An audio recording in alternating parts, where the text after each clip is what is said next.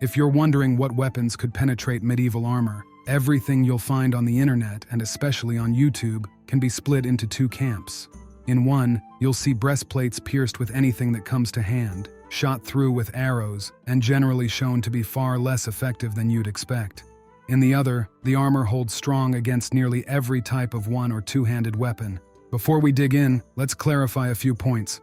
Full medieval plate armor is actually a fairly late invention, appearing at the end of the 14th century, so it came after the first cannons hit European battlefields. At the Battle of Crécy, for example, the English had archers and even primitive cannons known as ribolds. But neither the French nor the English yet had full suits of plate armor. And by the way, many people think that iron was used in ancient times, then later replaced by steel. But iron is a chemical element, which barely exists in its pure form. It's mostly used in chemistry labs. Since the start of blacksmithing, craftsmen have always worked with iron-carbon alloys, steel if there's enough carbon, or cast iron if there's too much. It's also funny that when people talk about ancient weapons, they often assume that blacksmiths of old had special techniques for making metals that were somehow superior. But when it comes to armor, they're quick to criticize the poor quality of medieval metal. In reality, studies of preserved samples show a wide range in quality. The most affordable armor was made from low-carbon steel that wasn't even hardened, with a hardness of under 25 on the Rockwell scale. Meanwhile, top-tier armor from the 15th century could reach 40 to 45 Rockwell. In rare cases, like the work of Lorenz Helmschmid, it reached 50 Rockwell. This is roughly comparable to today's mid-grade tool steel. Though far from modern standards, metal of similar hardness is used to make pliers, wrenches, and other tools. However, by the 15th century, uniform strength across the armor surface became a priority. This brings us back to experiments. Why is it that in some tests, a breastplate, a key part of armor, is pierced relatively easily, while in others it's nearly immune to cutting weapons? It's all down to several factors, the main ones being the metal thickness of the breastplate or any other protective piece being tested. Material and mounting method matter too. Almost always, when armor gets pierced in an experiment, the plate thickness is only about 1 millimeter. Sometimes 1.5. Meanwhile, actual breastplate thickness could exceed 2 or even 3 millimeters. A thickness difference of 1 and 2 millimeters may seem minor, but for example, to punch a tiny 1 millimeter hole through 1 millimeter steel, you need 100 kilos of pressure. To make that same hole in 2 millimeter steel takes 300 kilos. For a hole a centimeter across or more, the force needed is measured in tons.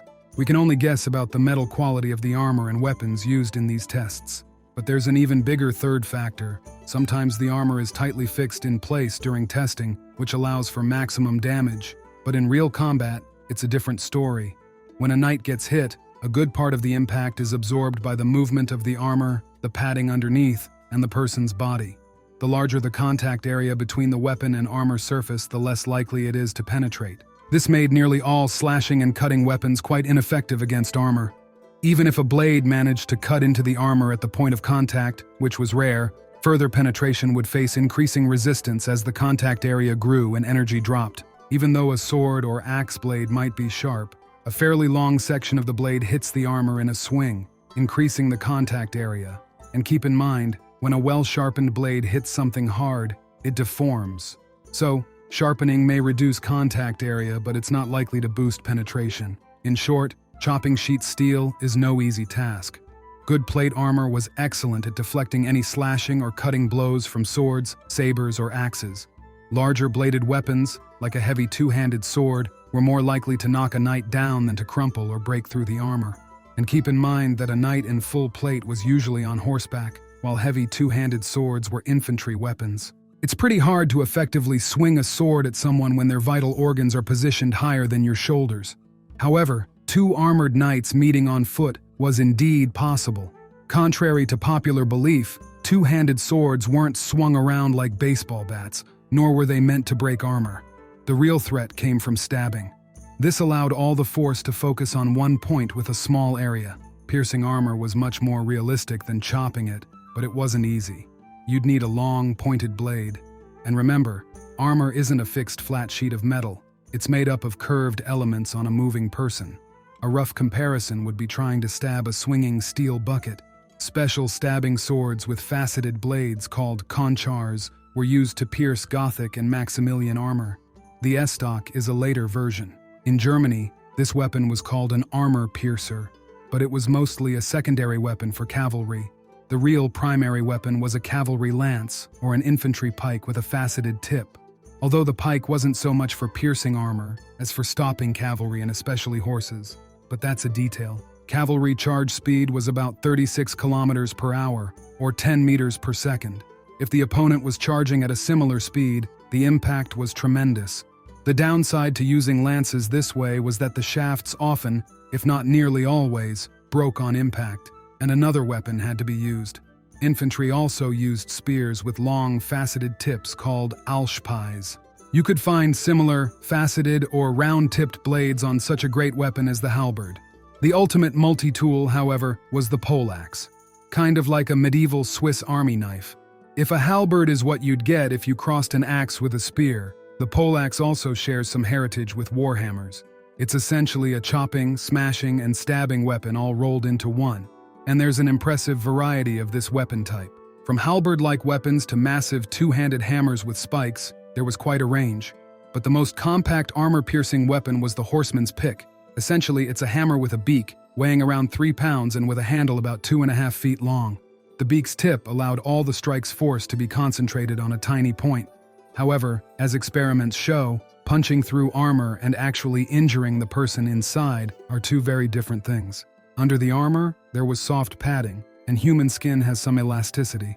In one experiment, the horseman's pick managed to make distinct holes in a breastplate, but the dummy inside only got bruises and scratches. At this point, you might be thinking that by the time plate armor came around, everyone switched exclusively to piercing weapons. But that's not quite right. Even piercing weapons had drawbacks like getting stuck in an opponent's armor after a successful strike. The thing is, not many could afford armor, and penetrating it wasn't always the main goal. Besides, armor had weak spots, and under it was a live person. The force of medieval weapons, which often weighed more than a modern hammer, was partly absorbed by the armored wearer. I once heard of someone getting a little disoriented after taking a hit to a steel helmet with a makeshift flail.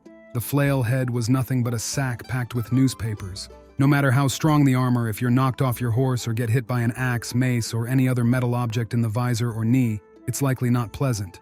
This brings up the she-stopper, essentially a mace with ribs. These ribs allowed force to be delivered to a smaller area, which also reduced slipping. We should remember that truly bloody battles in feudal Europe were the exception, not the rule. Those who could afford armor were more often taken prisoner. A good hit to stun or disarm someone could be effective without piercing their armor. For finishing off armored opponents, a special dagger, the Misericorde or Mercy dagger, was used. Overall, a 15th century knight in full armor was a kind of medieval tank. Armor wasn't just for show, it was a real and effective means of protection for its time.